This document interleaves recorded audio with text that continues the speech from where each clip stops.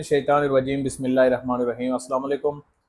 तमाम साथियों को जो हमें देख रहे हैं इस वक्त जो एक मार्केट के अंदर एक मसला चल रहा है वो ये है कि कंस्ट्रक्शन मटेरियल के हवाले से बहुत सारे मसाइल हैं और कंस्ट्रक्शन मटेरियल्स की प्राइसेस के अंदर एक नुमाया चेंजेस आ रहे हैं जो ना सिर्फ डेली लोगों की कंस्ट्रक्शन के जो मामलात हैं उनको डिस्टर्ब कर रहे हैं बल्कि बहुत सारे लोग इसे डिस्टर्ब हो रहे हैं। तो मैं डायरेक्टली आता हूँ, हमारे साथ हैं। बार बार टैक्स लगाए गए हैं कंस्ट्रक्शन मटेरियल पे, जैसे कि सीमेंट उसमें नुमाया है, रेत और बजरी है।